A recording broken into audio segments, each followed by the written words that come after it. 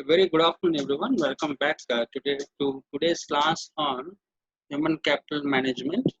So, yesterday we were discussing regarding the nature of human capital management, and while we were discussing the nature of the human capital management, we discussed regarding how important the skills, the qualification, education, and what role they play and how with the changing environment and with the changing market dynamics, how these things happen to be how these things happen to play a key role and the challenges that we are facing in terms of skills, qualification, education. Similarly, we discussed regarding work experience, how relevant is this particular work experience, and the challenges that HR faces when it comes to hiring youngsters, freshers without work experience, and the attrition rate and employee turnover, and how an organization happens to work on that, and how to retain experienced people. So, these particular things we happen to discuss in yesterday's class. So, today's class we shall start off with the next point that highlights the nature of human capital management, that is social and communication skills. Now, before we start off with today's class, I just would like to emphasize once again the subject. Once again the meaning of human capital management. So, as we discussed in the previous class also, human capital management is that particular part which deals with entry point to the exit point. From the day we give the recruitment notification, bring people on board, we hire them, and then we train them, we maintain them, and sometimes they retire or sometimes they leave. So till that particular exit point, now how we are managing this particular workforce, how we are managing the asset. So previously, employees were treated as one of the factor of production, just like land, labor. Land, machines, raw material. Labor was also one of the factors. But things have started changing. Things have started changing ever since the world over. Economies started moving from being industrial economies to service driven economies. So, when we started moving towards the service driven economies, technology has played a key role. And in a way, technology has revolutionized our way of life. In the 21st century, we happen to see technology becoming a part of our lives. Today, without technology, we just cannot imagine running our lives or carrying about our tasks and duties. So it has become very much part of us. So in such a scenario, now human capital management has gained a lot of significance, right? Okay, so that's why today we are having a full-time subject, something like human capital management. So now coming back to the nature of human capital management, social and communication skills, they also highlight the nature of HCM, right? So so for HR, one of the most important aspect or one of the most important trait for being a good and for being a successful HR is having good communication skills. All right. Now, when I mean by the word called communication, I mean your ability to transfer your opinion, your ability to transfer your knowledge, your thoughts across to the other person using a medium and making him understand your point of view. All right. So that's what I mean by communication. I'm not talking about the soft skills here. Communication does not mean just speaking in English or speaking good English or speaking decent English. I'm not talking about that. Communication means it can be in any language. It can be in your mother tongue. It can be in other languages apart from the ones which we know.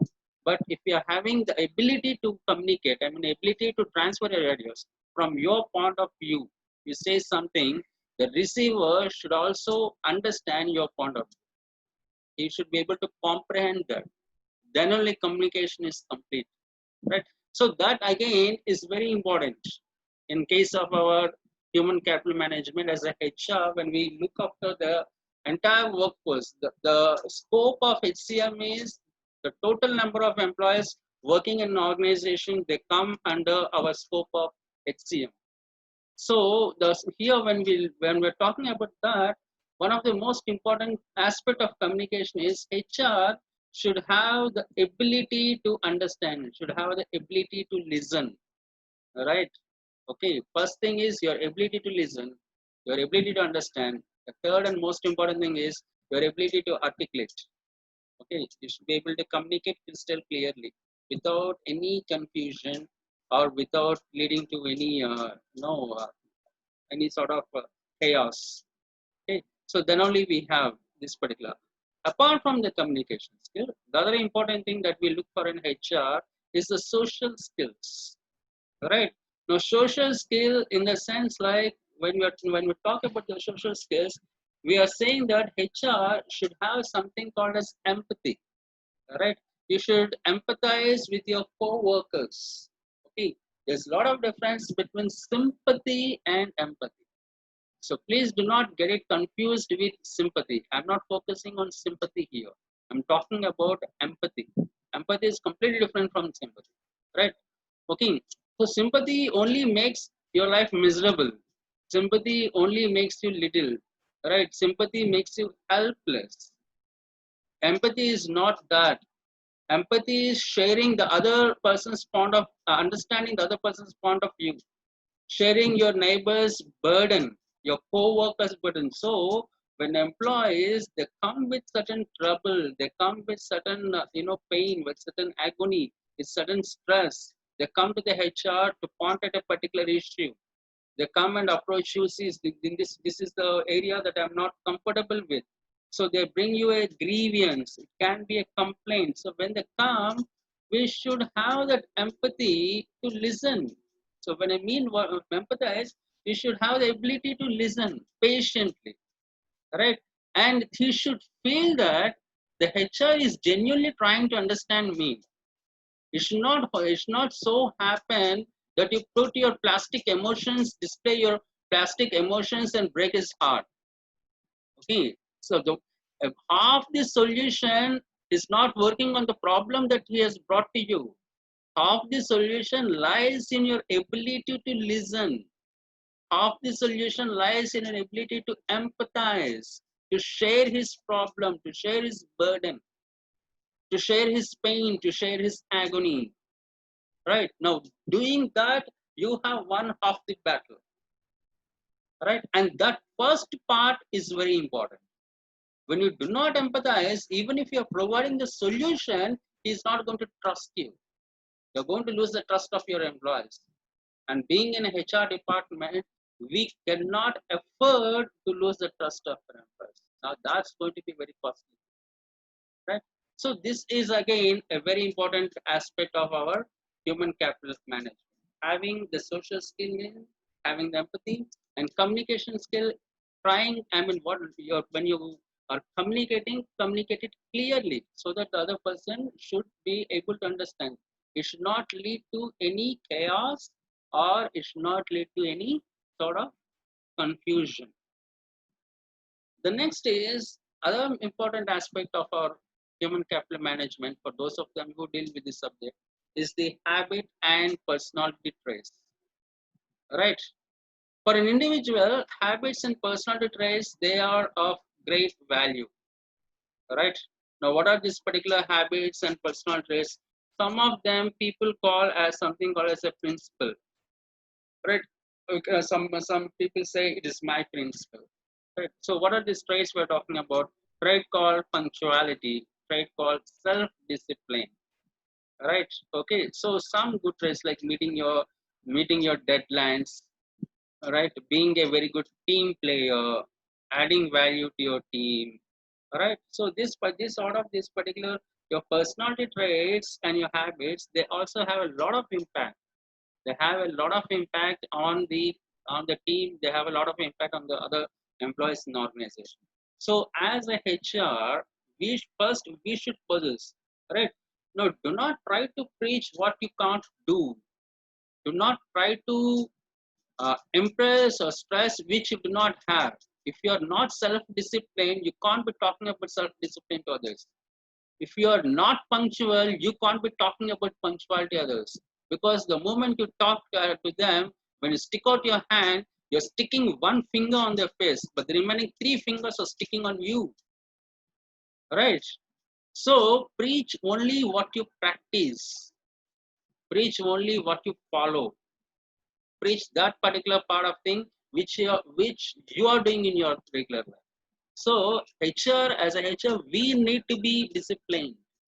You need to be punctual, right? You need to be respectful. Okay, you need to be a good character. Okay, then you can tell other employees in the organization. So those thousands of employees or hundreds of employees whom you're leading, right? Then you can tell, and when you tell, they listen without any complaints. And when you tell, they take it seriously because you're already doing that and seeing. I mean, you're already seeing producing the results of such traits in your own life, right? So broadly speaking, in any organization, we have two types of personalities. It can be an introvert personality or an extrovert personality. All right, an introvert is someone who shies away, who does not mingle, and who is self-centered. Now, in an organization, when we start working in a team, introvert personality is something that comes as a hurdle, something that comes as a stumbling block, right? Something that appears like a limitation. All right. So in organization, we need extrovert personality. All right. Extrovert personality in the sense being open-minded, being liberal in your thought, being open-minded, right? Socializing with other people. Okay. So that and being confident, right? One of the most important thing about extrovert personality is being confident about yourself, not in what you say or how you view others, but most important thing is being confident about your own self. So when you have this particular characteristics, now that's when you can gel well with a team. And this particular personality will not only help you in your own personal and professional life, but it also helps the team as well. So it is a job of the HR, those particular set of people who are involved in human capital management, to ensure the employees in their organization are extroverts. So identify this particular people who are having inferior personality, I mean introvert personality. So train them, boost their morale, train them, turn them into an extrovert, make them self-confident, confident on themselves first, right? So when that happens, now automatically organization also improves. Organizations, we start seeing results like effectiveness taking place at the grassroots level, and we start seeing results like efficiency taking place at the managerial level. And the last one, the last point or the last trait which characteristic which highlights the nature of human capital management is individual fame and branding. Okay, today we are not only talking about company brands or organizational brands, we're also talking about individual brands. Employee branding has become the most common thing. Employee branding has become very significant and relevant in the current day world, especially in the multinational organizations, in the multinational industry, right? So individual brands have become very powerful. Many a time, it is this employee brand which helps an organization to move forward, right? Tomorrow, when you walk in, say you join as an individual, right, and then you transform into an employee brand, you make a brand of your own name, of your own self, right? When you walk into any organization, now they'll be willing to take you up. Now, what builds you as a brand? Now, how does the transformation take place from being an individual to a branded individual or to being a branded employee? It is the kind of work, right? It is your skill that speaks. It is your body of work that speaks, right? Right? It is the talent which helps to transform into that. So, from being an individual, from being a normal employee, right, you're building on your personality, you're building on your experience and your work, and you are having your own uniqueness, right? When we say this in marketing language, we say as positioning. Now you happen to have your own positioning, so you are somebody who is out of the crowd, You're not like just like the remaining crowd, remaining herd, right? You stand out. In 1,000 people, you stand out. In 10,000 people, you stand out. In your own organization, you stand out. In your department, you stand out. Right? So people will be able to see that uniqueness about you. Right? Your way of getting things done, your way of getting things work, your way of achieving results, your way of meeting the timelines.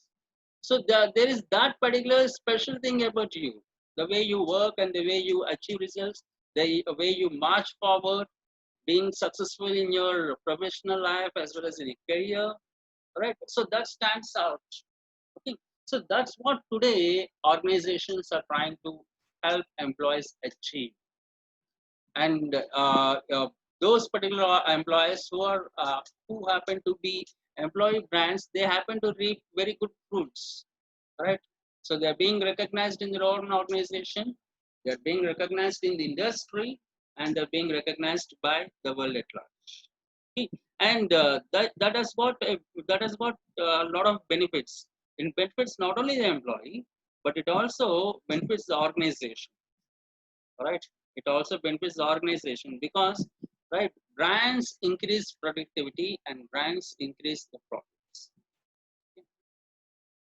So that's about the nature of human capital management. So these 5 points: the skills, qualification, education, work experience, social and communication skills, habit and personality traits, individual fame and brand image. So these 5 characteristics or traits, they highlight the nature of our human capital management. Now moving on to the next topic. So the next topic that we have got is role of human capital management. What role does human capital management play in an organization? So there are 4 roles that a human capital management plays in an organization. The first role that human capital management does is it encourages collaboration. And second, it builds commitment. And third, it addresses issues. And finally, it simplifies onboarding. So let us look at each one of them in detail. So coming to the first one, the first role of human capital management, what it does is it encourages collaboration, right? It's one of the important role of human capital management. Encouraging collaboration is one of the important role of human capital management in an organization, and it is driven at all levels of the organization. It's not just confined to one particular level, like at the grassroots level, lower management, managerial level, middle management, or the senior management. It's not just confined to one particular part of the organization, right? Cutting across the ranks, cutting across this particular designations, right? From top to bottom, okay, across the organization, among all the employees, now this particular collaboration runs. So, and what do we mean by this particular collaboration? See, man is a social person.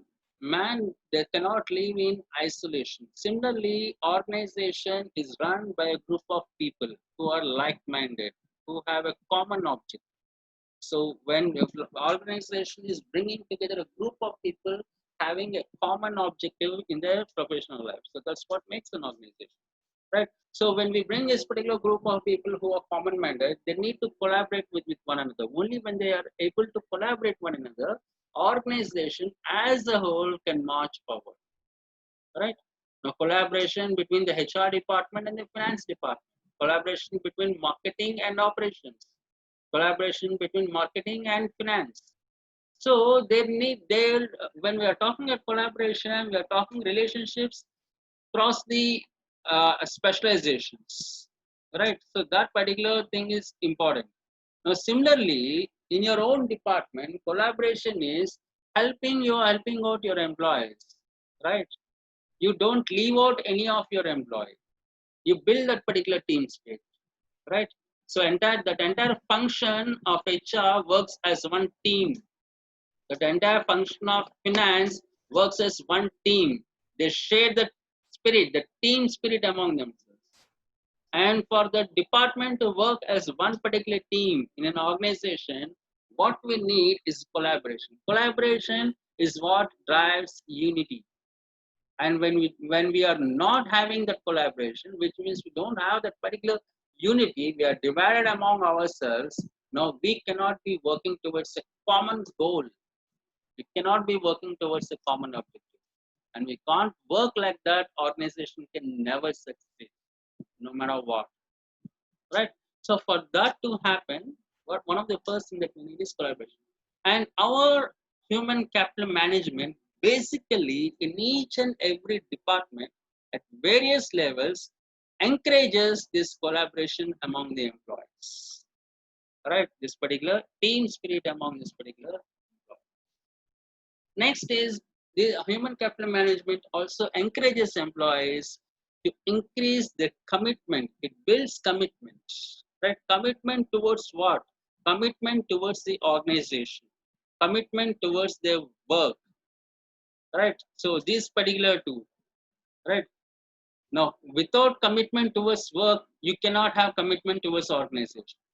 Only when an employee is committed to his work, then we say that particular employee is committed to its organization, right? So human capital management drives this particular commitment, right? And this commitment is again very important. Now, what happens when we don't have commitment among the employees? Time is wasted, and other resources are wasted. Organization cannot afford to waste resources, right? When there is no commitment, when employee lacks commitment at his work, the number of mistakes increase.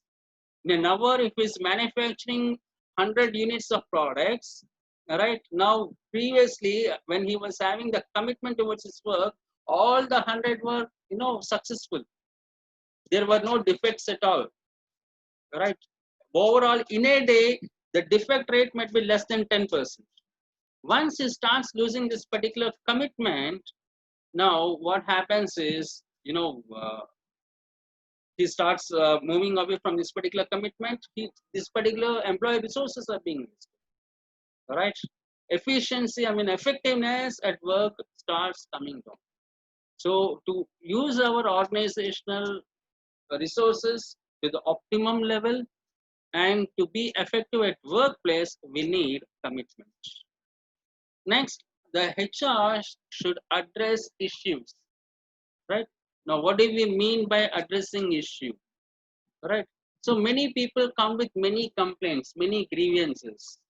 Somebody has got a complaint with salary, somebody has got a grievance regarding a leave, somebody has got a grievance regarding his officer reporting in the workplace. So complaints can be of many directions. It can be from any angle, right? So when people come and then they try to bring their complaints to you, we should be we should have the ability to give solutions to them, right? Not quick fix solutions.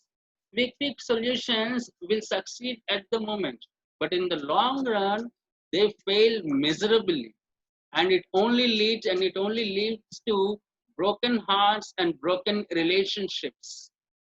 Even in our personal lives also, quick fix solutions will never work. There is no shortcut to success, right? That's a universal truth, and it's going to stand forever. You cannot have a shortcut success and give it a name like smart work. Now that's absurdity. That's foolishness, right? So similarly, when employees come to us with their own problems, keep a timeline, right? When you take their particular complaint, now prioritize your complaints and keep them timeline. Tell them it's going to take so much time, right? Sometimes they may want immediate solutions. Sometimes they may burst at you, but you stick on to your conviction. You have that integrity. You have that particular courage to tell them we cannot have immediate solutions, right? As a HR, we are not having any magic wand in our hand, right?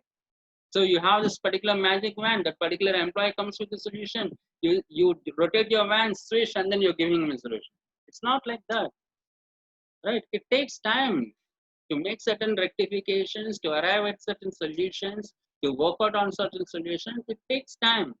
Sometimes it may be 2 days, sometimes it can be 2 weeks, sometimes it can be 4 days. It takes time, right? So tell the employee, make him understand, right?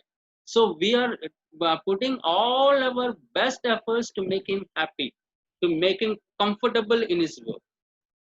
That's priority number one. So when you're able to hear, this is where again empathy comes in. So when you empathize, he understands our own problems. He understands the pressures under which we are working, and the pressure under that particular pressure, how sincerely we are trying to fix a solution for his problem. Right? So there we need to address the issues. So when you're addressing the issue, we need to be bold, right? We need to tell them the exact timeline that's going to take place, right? So we should not be bluffing. Okay. Next one, the other role the HR does is it simplifies onboarding, right? It simplifies onboarding. Now, what do we mean by onboarding? Once we understand what is meant by onboarding, then only we can understand this particular role of human capital management. Onboarding process is, I mean, it's like you take an employee, you go for a recruitment and selection process, and then, right, you take this particular employee, and sometimes it takes time. Campus recruitments, they do the campus recruitment in the month of December, and then they give the offer letter, right? Now what happens next? In the month of May or in the month of April, after you completed examinations, you take your offer letter, and then he asks you to go for medical examination. Say the physical examiner, he says your medical is certified, you're fit, medically fit, then they'll give you appointment letter. So when they give the appointment letter, then you are taking